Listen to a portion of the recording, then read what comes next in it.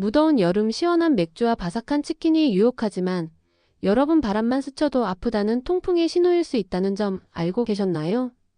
특히 65세 이상 어르신께서는 통풍이 단순한 관절 통증이 아니라 심혈관 신장당뇨 같은 심각한 합병증의 전조가 될 수 있다는 사실 지금 바로 짚고 넘어가야 합니다.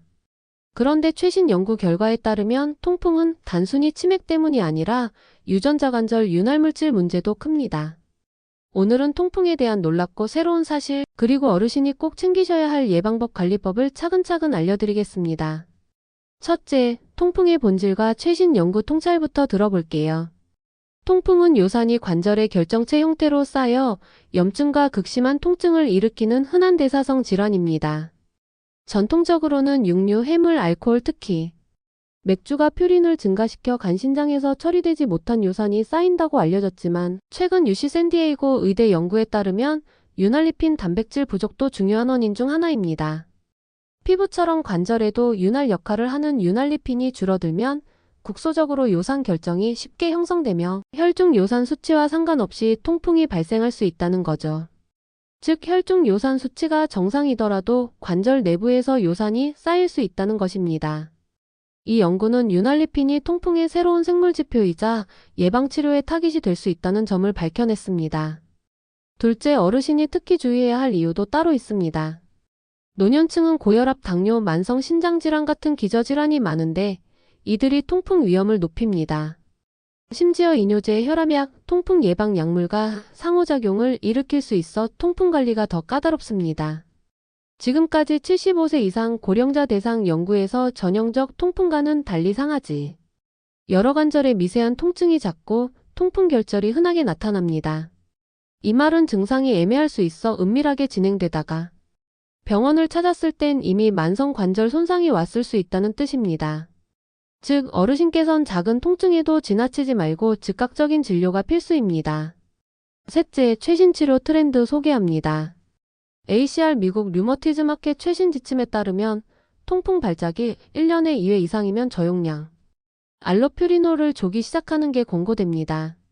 과거에는 발작이 완전히 가라앉은 뒤 약을 넣었지만 이제는 발작 중에도 항염제 NSAIDS와 저용량 코리신 등 병행하면서 조기에 요산 강화제를 시작하는 편입니다. 이 방식은 재발률을 효과적으로 낮추고 어르신들이 적극적으로 치료에 임하도록 만든 것이죠. 넷째, 통풍과 심혈관 대사 질환의 연관성도 주목받고 있습니다. 대사성 염증관 절질환이라는 새로운 개념이 생겨나고 있는데 이는 통풍이 단순 관절 질환이 아니라 심장신 장비만 등과 얽혀 있다는 뜻입니다. 최근 리뷰에 따르면 치료제가 심혈관 대사신장 질환에도 긍정적 영향을 줄 수 있다는 가능성이 제시되고 있습니다.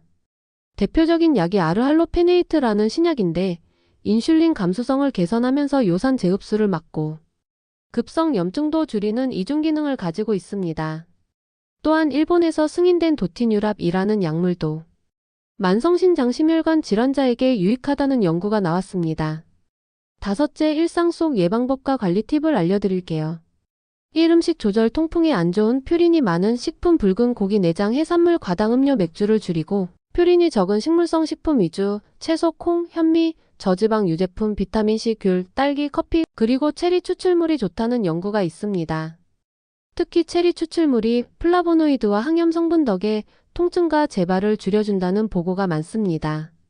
이 수분 섭취 하루 2리터 이상 물을 마시면 요산 배출에 도움되고 온열저습 조건일 때 발작 위험이 올라가기 때문에 실내 습도 유지, 여름철 체온 수분 관리 필요합니다.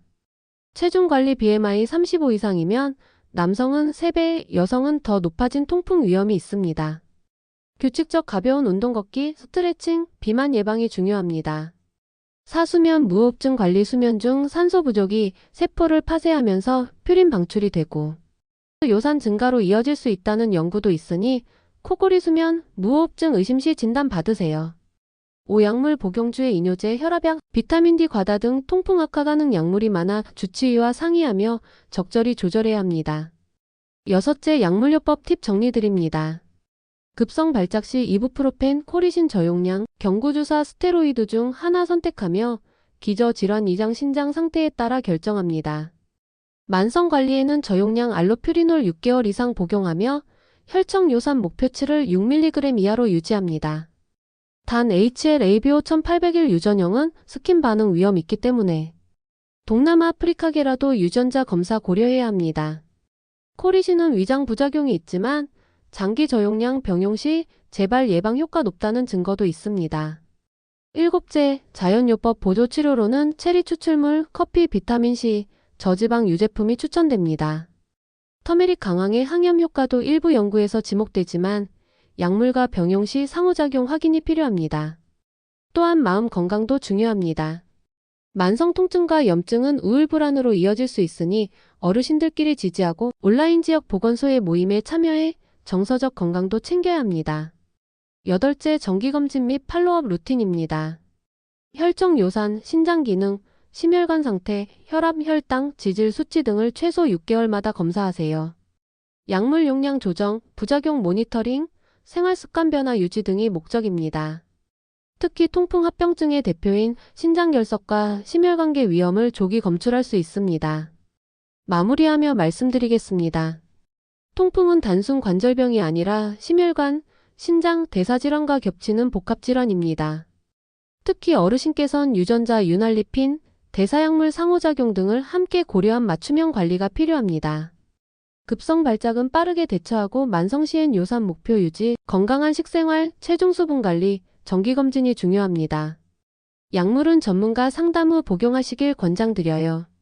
오늘 알려드린 윤활리핀 발견, 신약 아르할로페네이트와 도티뉴랍, 체리, 비타민C, 수분 섭취, 체중, 수면 무호흡 관리 등 최신 정보 어르신들의 일상 건강에 꼭 도움이 되길 바랍니다. 작지만 일상 속 변화들이 통풍 발작을 억제하고 관절 건강뿐 아니라 심혈관과 신장 건강까지 지켜드릴 수 있습니다. 영상이 유익하셨다면 구독과 알림 설정 잊지 마시고 아래 댓글로 궁금한 점을 남겨주시면 직접 답변 드리겠습니다. 끝까지 시청해주셔서 감사드리며 건강하고 즐거운 하루 되세요.